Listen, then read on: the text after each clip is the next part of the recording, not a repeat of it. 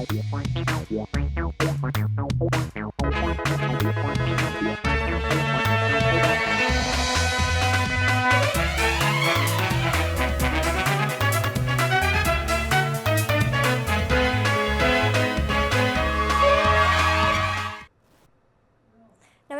मैं हेमा कुशवाहा और आप देख रहे हैं राष्ट्रीय समाचार। राष्ट्रीय समाचार की तरफ से आपको और आपके परिवार को रक्षाबंधन की हार्दिक शुभकामनाएं।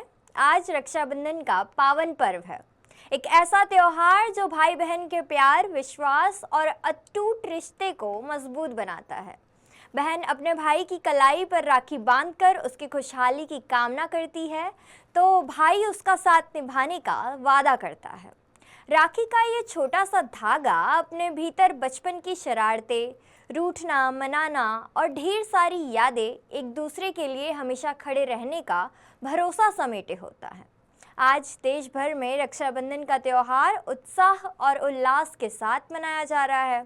घरों में खुशियों का माहौल है और भाई बहन के इस खास दिन को अपने अपने अंदाज में यादगार बनाना रहेगा।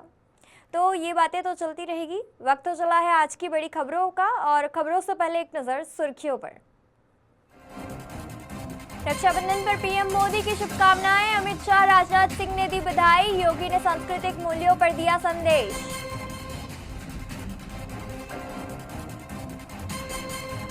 वडोदरा में प्रकृति को बांधी राखी, पेड़ों और जल स्रोतों की रक्षा का संकल्प। छात्रों ने दिया पर्यावरण बचाने का संदेश। दिल्ली पहुंची 450 टन प्याज की खेप। कांदा एक्सप्रेस से मिलेगी कीमतों में राहत। 35 रुपए किलो बेचने की तैयारी। प्रज्ञानंद ने रचा इतिहास। ग्रैंड चेस टूर जीतने वाले पहले भारतीय, कारुआना को हराकर जीता खिताब। दिल्ली मॉडल मर्डर केस में आरोपी गिरफ्तार। पुलिस मुठभेड़ के बाद दबोचा गया इमरान। हत्या की वजह की जांच जारी।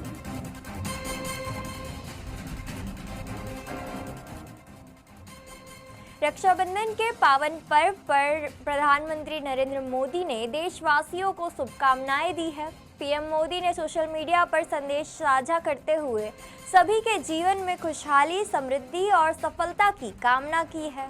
उन्होंने कहा कि स्नेह, अपनत्व और आपसी विश्वास की डोर हमेशा अटूट बनी रहे। केंद्रीय गृह मंत्री अमित शाह ने देशवासियों को रक्षाबंधन की बधाई देते हुए इस पर्व को भाई बहन के अटूट स्नेह और विश्वास का प्रतीक बताया और सभी के जीवन में सुख, शांति और समृद्धि की कामना की। रक्षा मंत्री राजनाथ सिंह ने कहा कि रक्षाबंधन हमारी समृद्ध सांस्कृतिक विरासत और पारिवारिक मूल्यों की सुंदर झलक प्रस्तुत करता है। उन्होंने इस अवसर पर महिलाओं के सम्मान, सुरक्षा और सशक्तिकरण की प्रति प्रतिबद्ध रहने का संदेश दिया। वहीं उत्तर प्रदेश के मुख्यमंत्री योगी आदित्यनाथ ने भी रक्षाबंधन की शुभकामनाएं देते हुए लोगों से भाई बहन के अटूट प्रेम के इस पर्व पर सांस्कृतिक विरासत और पारिवारिक मूल्यों को मजबूत करने का संकल्प लेने की अपील की।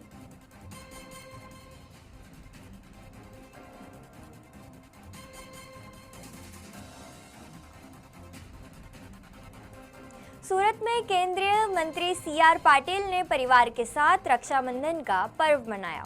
इस दौरान उनकी बहन ने कलाई पर राखी बांधकर उनकी लंबी उम्र की सुरक्षा की कामना की। सीआर पाटिल ने भी देशवासियों को रक्षाबंधन की शुभकामनाएं देते हुए कहा कि यह भाई बहन का प्रेम, विश्वास और संकल्प का पवित्र त्योहार है, जिसे पूरे देश में बिना किसी भेदभाव के साथ मनाया जाता है। इस दौरान सीआर पाटिल ने नेपाल में आई विनाशकारी बाढ़ और उससे बने हालात पर भी प्रतिक्रिया दी है।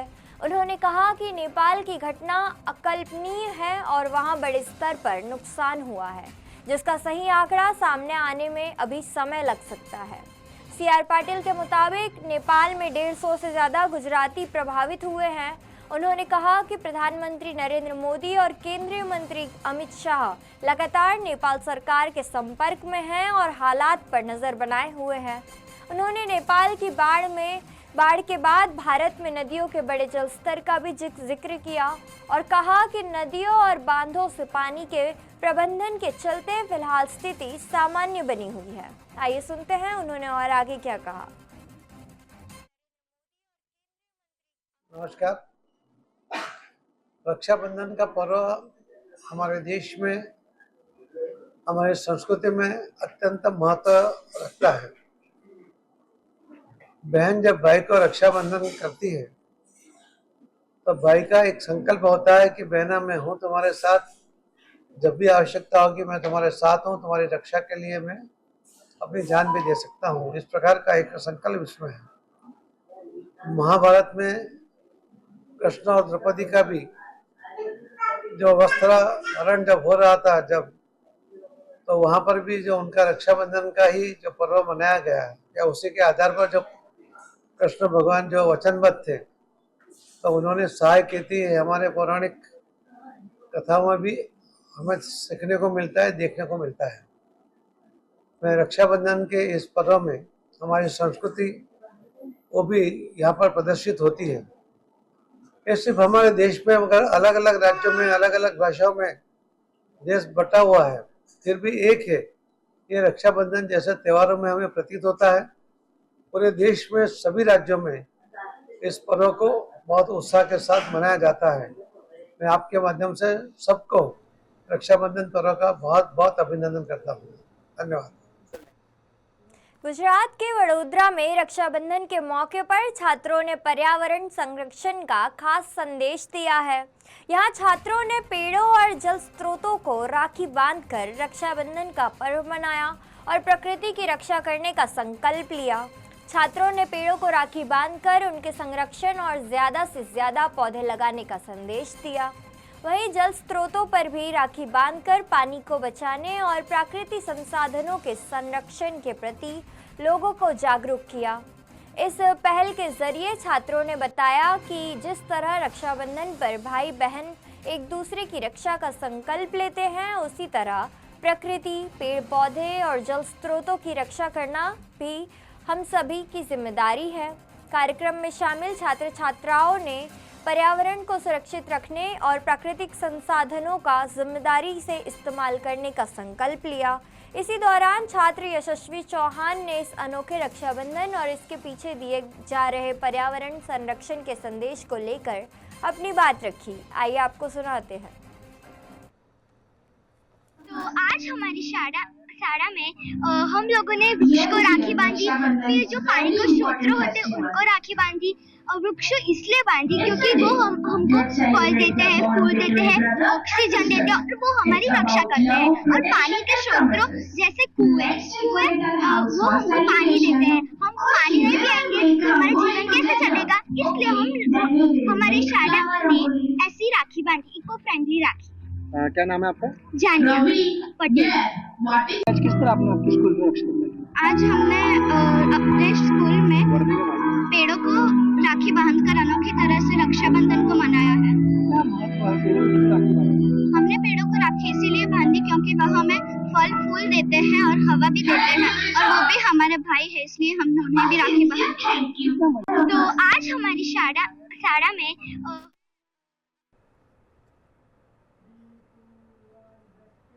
दिल्ली के मुख्यमंत्री रेखा गुप्ता ने रक्षाबंधन के मौके पर बच्चों के साथ त्योहार की खुशियां साझा की। दिल्ली के अलग अलग इलाकों से पहुंचे बच्चों ने मुख्यमंत्री को अपने हाथों से बनाई राखियां बांधी और मिठाई खिलाकर रक्षाबंधन की शुभकामनाएं दी। इसी दौरान मुख्यमंत्री ने बच्चों से उनके स्कूल, पढ़ाई और परिवार के बारे में बातचीत की। बच्चों ने कविताएं और गीत भी सुनाए, जिसके बाद मुख्यमंत्री ने उन्हें उपहार दिया और चॉकलेट देकर उनके उज्जवल भविष्य की कामना की। मुख्यमंत्री रेखा गुप्ता ने कहा कि रक्षाबंधन सिर्फ एक धागा नहीं, बल्कि प्रेम, विश्वास और एक दूसरे के प्रति जिम्मेदारी का प्रतीक है। उन्होंने बच्चों की मुस्कान हमेशा बनी रहने और उन्हें अपने सपने को पूरा करने के लिए हर अवसर मिलने की कामना भी की। इस दौरान कुछ बच्चों ने मुख्यमंत्री को स्वच्छ यमुना अभियान से प्रेरित होने की बात भी बताई। मुख्यमंत्री ने बच्चों की जागरूकता की सराहना करते हुए उन्हें दिल्ली को स्वच्छ और सुंदर बनाने में योगदान देने के लिए प्रोत्साहित किया।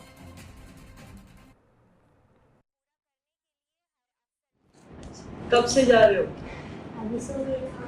2 महीने से जा रहे हो? तो पहले नहीं जाते थे, है ना?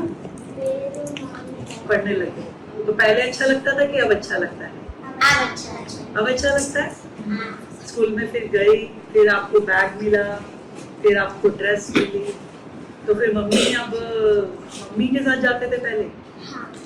तब क्यों करते थे ऐसे? पर अब बड़ा बनना है, पढ़ाई करनी है ना? वैसे नहीं रहना ना, क्यों मांगना है हमको किसी से? हम खुद ही बड़े बन के पढ़ाई करके इतने बड़े हो जाएंगे, फिर हम क्यों मांगेंगे? हम तो खुद ही कमाएंगे और खाएंगे, है ना? बल्कि औरों को भी हेल्प करेंगे। पढ़ोगी ना, स्कूल जाना है, कोई प्रॉब्लम आएगी तो रेखा मौसी करो, ठीक है? अब कैसा लगता है तुमको स्कूल जाके? अच्छा लगता है पढ़ाई करके? मांगना अच्छा है कि स्कूल जाना अच्छा है? आपको स्कूल अच्छा लगता है, मांगना अच्छा नहीं लगता? फिर आगे से कभी मांगेंगे नहीं हम? प्रॉमिस? God promise? ठीक है ना? भगवान जी की, राम जी की वो खत्म खा के कि हम कभी अब मांगने नहीं जाएंगे, पढ़ाई करेंगे, अच्छे से पढ़ेंगे, ठीक है? और कोई भी जरूरत होगी तो रेखा मौसी को बोलेंगे, ठीक है? और मैडम को बता देंगे, मैडम अपने आप रेखा मौसी को बता देंगे, ठीक है? कोई प्रॉब्लम नहीं। और बाकी बच्चों को भी नहीं मांगने देना, उनको भी मना करना कि स्कूल जाना है, सबको बड़ा बनना है ना? तब भी तो अच्छे बनो। रक्षाबंधन के मौके पर देश के कई हिस्सों में मौसम का मिजाज बदला हुआ नजर आ रहा है। मौसम विभाग के मुताबिक कई राज्यों में भारी बारिश के साथ आंधी तूफान और बिजली चमकने की संभावना है। झारखंड, ओडिशा और अंडमान निकोबार के लिए भारी बारिश का ऑरेंज अलर्ट जारी किया गया है। उत्तराखंड, पश्चिमी उत्तर प्रदेश और मध्य प्रदेश में भी कुछ जगहों पर बहुत भारी बारिश की संभावना है। वहीं बिहार, छत्तीसगढ़, पश्चिम बंगाल और पूर्वोत्तर के कई राज्यों में मानसून सक्रिय रहने का अनुमान है। ओडिशा में बारिश के साथ तेज हवाएं भी चल सकती है। गुजरात की बात करें तो 28 अगस्त से 2 सितंबर के दौरान गुजरात, सौराष्ट्र और कच्छ के अलग अलग इलाकों में बारिश की संभावनाएं हैं। दक्षिण भारत के केरल, कर्नाटक, आंध्र प्रदेश, तमिलनाडु और तेलंगाना के कुछ हिस्सों में भी बारिश के आसार हैं। वहीं दिल्ली एनसीआर में आज आसमान में बादल छाए रहेंगे। सुबह से दोपहर के बीच हल्की से मध्यम बारिश के साथ गरज और बिजली चमकने की संभावनाएं हैं। दिल्ली में अधिकतम तापमान 34 से 36 डिग्री और न्यूनतम तापमान 25 से 27 डिग्री सेल्सियस के आसपास रह सकता है।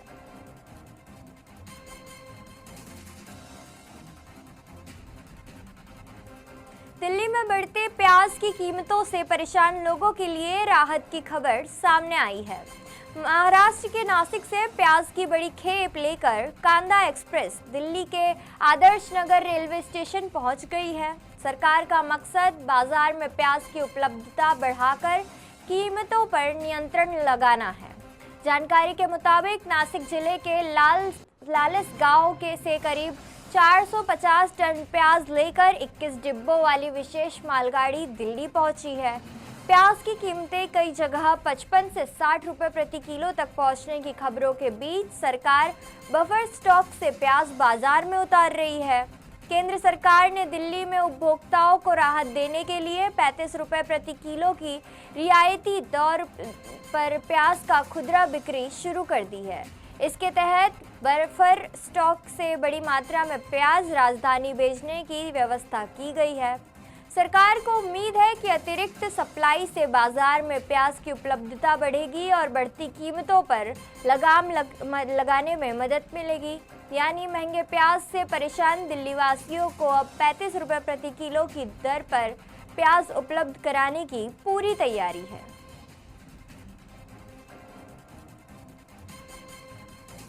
ओडिशा के भुवनेश्वर में नेपाल में आई विनाशकारी बाढ़ को लेकर रेकम जीसी ने प्रतिक्रियाएं दी हैं। उन्होंने नेपाल में बाढ़ से बने हालात और लगातार सामने आ रही मुश्किलों को लेकर अपनी बात रखी। नेपाल में बाढ़ के बाद अब शवों की पहचान और उनके प्रबंधन की बड़ी चुनौती खड़ी हो गई है। अलग अलग इलाकों से लगातार शव बरामद किए जा रहे हैं, जबकि बड़ी संख्या में लापता लोगों की तलाश भी जारी है। चितवन में हालात ज़्यादा चुनौतीपूर्ण बताए जा रहे हैं। यहाँ स्वास्थ्य संस्थानों में करीब 50 शव रखने की क्षमता है, जबकि बरामद शवों की संख्या 130 से ज़्यादा बताई जा रही है। पर्याप्त शवगृह और कोल्ड स्टोरेज की कमी के कारण प्रशासन की मुश्किलें और भी बढ़ गई है। वहीं फॉरेंसिक विशेषज्ञों का कहना है कि पहचान से जुड़े ज़रूरी रिकॉर्ड सुरक्षित होने के बाद ही आगे की प्रक्रिया पूरी की जा सकेगी। नेपाल की बाढ़ के बाद भारत के सीमावर्ती इलाकों में भी सतर्कता बढ़ाई गई है। आइए आपको सुनाते हैं रेकम जीसी ने क्या कहा। अभी अचानक नेपाल में जो रसुवा डिस्ट्रिक्ट है उसमें जो अचानक जो भूस्खलन हुआ, जो प्लास्पर हुआ, जो तिब्बत नेपाल का बॉर्डर से 10 किलोमीटर डिस्टेंस उधर में हुआ, जो नेपाल में उसका ज़्यादा प्रभाव पड़ा। इसलिए करीब 1000 आदमी निखोज है। बाकी कितना मरा, कितना कहाँ पर है अभी तक यकीन कर नहीं सकता है। इसके लिए क्या आपका एसोसिएशन क्या कर रहा है, गवर्नमेंट ऑफ इंडिया को क्या मांग कर रहा है? सुनिए, गवर्नमेंट इंडिया का हम ऐसे कोई भी देश को हमको सहायता नहीं मांग सकता है, ऐसा वैसे दो तीन मांग ना सकता है, लेकिन सब देश में बोला है हम कुछ फिजिकली हो फाइनेंशियल सब हेल्प करेंगे बोला। दिल्ली में 21 साल की मॉडल और दिल्ली यूनिवर्सिटी की छात्रा मुस्कान की हत्या के आरोपी आकिब उर्फ इमरान को पुलिस ने मुठभेड़ के बाद गिरफ्तार कर लिया है। पुलिस के मुताबिक आरोपी को सीसीटीवी फुटेज की मदद से रजौरी गार्डन इलाके में ट्रेस किया गया। पुलिस का दावा है कि आरोपी को सरेंडर करने के लिए कहा गया, लेकिन उसने पुलिस टीम पर फायरिंग कर दी। जवाबी कार्रवाई में आरोपी के पैर में गोलियां लग गई, जिसके बाद उसे हिरासत में लेकर अस्पताल में भर्ती कराया गया। आरोप है कि इमरान बुधवार शाम मुस्कान के घर पहुंचा। दोनों के बीच विवाद के बाद मुस्कान पर हमला किया गया और आरोपी मौके से फरार हो गया। अस्पताल ले जाने पर मुस्कान को मृत घोषित कर दिया गया। पुलिस के मुताबिक आरोपी और मुस्कान करीब 1.5 साल से एक दूसरे को जानते थे। शुरुआती जांच में दोनों के विवाद की बात सामने आई। हालांकि हत्या की असली वजह क्या थी, पुलिस इसकी जांच अभी भी कर रही है।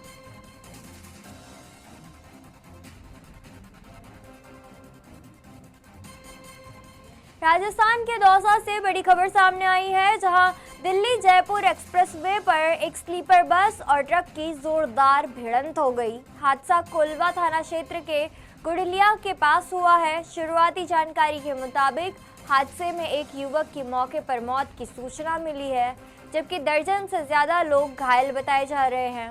हादसे के बाद मौके पर अफरा तफरी मच गई और इसकी सूचना हाईवे पेट्रोलिंग टीम को दी गई। सूचना मिलते ही हाईवे पेट्रोलिंग टीमें मौके पर पहुंची और राहत बचाव कार्य भी शुरू कर दिया। घायल यात्रियों को बस से निकालकर इलाज के लिए अस्पताल पहुंचाया गया और पेट्रोलिंग टीम में रामावतार, मुकेश और सुमेर गुर्जर के शामिल होने की जानकारी सामने आई। फिलहाल हादसा किन परिस्थितियों में हुआ, इसकी विस्तृत जानकारी सामने आना अभी बाकी है। पुलिस और संबंधित टीमें मौके पर मौजूद है और मामले की जांच भी की जा रही है।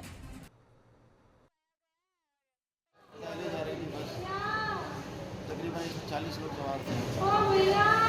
एक खड़े ट्रक में जाकर पीछे से घुसी। हम लोग सब सो रहे थे।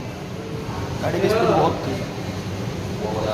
हमारे साथ वाले बता रहे थे कि ड्राइवर चेंज हुआ था, तब ये दिक्कत आई है। ड्राइवर कुछ नया था, क्या था, उससे बड़े ट्रक में जाकर रिपोर्ट होती है। वो तो सब खत्म हो गया ड्राइवर वगैरह।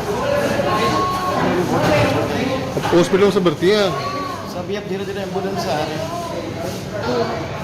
बहुत तेजी धक्का लगा और मैं बेहोश हो गया, मुझे नींद नहीं खुला। तब मेरी अचानक से नींद खुली, बहुत ज़्यादा पेन हो रहा था। मैं उतर के नीचे आया, देखा बस ट्रक में 2 टक्कर हो गई थी। फिर बैठा रहा, मुझे बहुत पेन हो रहा। मुझे एम्बुलेंस से लेके आया हॉस्पिटल में। फिर पता ही नहीं चल रहा है मैं कब निकला था, कब कहाँ, कुछ याद नहीं आ रहा है। कुछ फ्रेंड से बात किया और अपने सीनियर से भी बताया, जहाँ पे जॉब कर रहा था। अभी नेटवर्क नहीं, बात नहीं हो पा रहा है। 30-35 लोग के आसपास थे। हम लोग अहमदाबाद से दिल्ली जा रहे थे, तो बीच में डिस्ट्रिक्ट दूसरा वहाँ पे एक्सीडेंट हुआ। हमारे वाली जो गाड़ी है वोल्वो, वो आगे कोई बड़े वाले ट्रक ट्रक के पीछे जाके ठोक दिया, तो बहुत ज़्यादा लोग हैं, इंजर्ड हुआ। अभी हॉस्पिटल में, गवर्नमेंट हॉस्पिटल में एडमिट है। राजस्थान की राजधानी जयपुर में रक्षाबंधन से पहले एक दर्दनाक हादसा सामने आ रहा है। जयपुर सिंघा खोरछा थाना क्षेत्र के निर्माणाधीन मकान की नींव के लिए खोदे गए गड्ढे में भरे पानी में डूबने से मासूम भाई बहन की मौत हो गई। मृतकों की पहचान 8 साल की आलिया और 5 साल के मोहम्मद अयान के रूप में बताई जा रही है।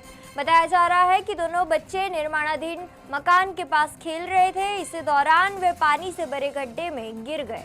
घटना की जानकारी मिलने पर स्थानीय लोगों ने बच्चों को बाहर निकाला और उन्हें अस्पताल पहुंचाया, जहां डॉक्टरों ने उन्हें मृत घोषित कर दिया। बच्चों के पिता ने आरोप लगाया है कि गड्ढे में बार बार पानी भरने के बावजूद सुरक्षा के पर्याप्त इंतजाम नहीं किए गए थे। घटना के बाद पुलिस ने मौके का जायजा लिया और अब यह जांच की जा रही है कि गड्ढे को खुला छोड़ा क्यों और हादसे के लिए जिम्मेदारी किसकी बनती है। भारतीय शतरंज के युवा सितारे आर प्रज्ञानंद ने सेंट लुइस में इतिहास रच दिया। प्रज्ञानंद ने ग्रैंड चेस टूर की खिताब जीतने वाले पहले भारतीय बने। फाइनल में उन्होंने अमेरिका के दिग्गज ग्रैंडमास्टर फैबियानो करुआना को 15-13 से हराकर खिताब अपने नाम किया। मुकाबले के अंतिम दिन प्रज्ञानंद 6 अंकों से पीछे थे, लेकिन उन्होंने ज़बरदस्त वापसी की। दोनों रैपिड मुकाबले जीतकर उन्होंने मैच का रुख ही बदल दिया और इसके बाद ब्लिट्स में अपनी बढ़त बरकरार रखते हुए ऐतिहासिक जीत दर्ज की। इसी जीत के साथ चेन्नई के युवा ग्रैंडमास्टर ने ग्रैंड चेस टूर की अपनी पहली ट्रॉफी हासिल की और करीब 2 करोड़ रुपए की इनामी राशि भी अपने नाम की। प्रज्ञानंद की ये उपलब्धियां भारतीय शतरंज के लिए एक और बड़ा ऐतिहासिक मुकाम बनता दिख रहा है। एशियन गेम्स के लिए भारतीय टेबल टेनिस तैयार है और इस बार गुजरात, खासकर सूरत के लिए बड़ी उपलब्धि सामने आई है।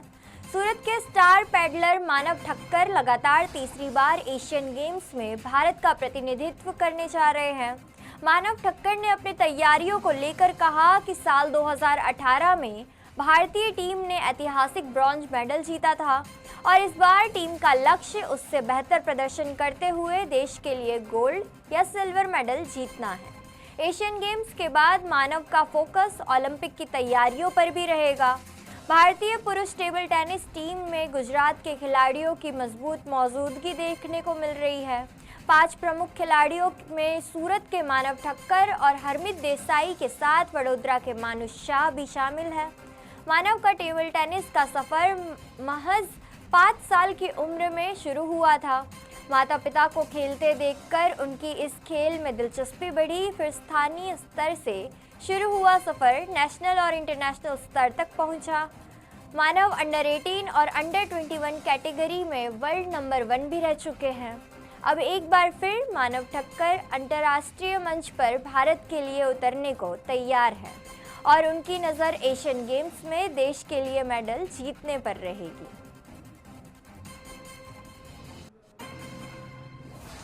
ईरान के साथ जारी तनाव के बीच अमेरिकी सेना ने खाड़ी क्षेत्र में नौसैनिक नाकाबंदी को लेकर बड़ा दावा किया है। अमेरिकी सेंट्रल कमांड यानी सेंटकॉम के कमांडर एडमिरल ब्रैड कूपर के मुताबिक नाकाबंदी दोबारा लागू होने के बाद अमेरिका की अनुमति के बिना कोई भी जहाज ईरान के बंदरगाह में प्रवेश या वहां से बाहर नहीं जा सकेगा। अमेरिकी कमांडर का दावा है कि इस दौरान नाकाबंदी तोड़ने की कोशिश कर रहे करीब 75 जहाज़ों को वापस लौटाया गया। वहीं पिछले कुछ महीनों में अमेरिकी बलों ने करीब 1500 वाणिज्य जहाज़ों को स्ट्रेट ऑफ हॉर्मुज़ से सुरक्षित गुजरने की मदद भी की है।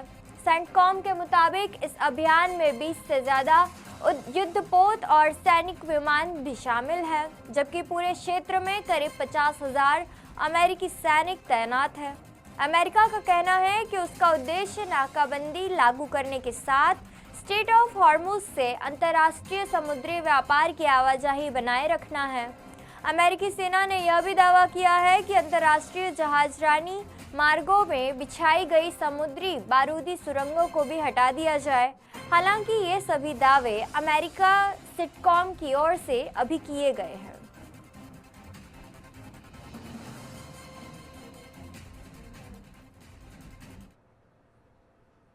तो ये थी अब तक की खास खबरें, और खबरों के लिए बने रहिए राष्ट्रीय समाचार के साथ। तब तक के लिए नमस्कार।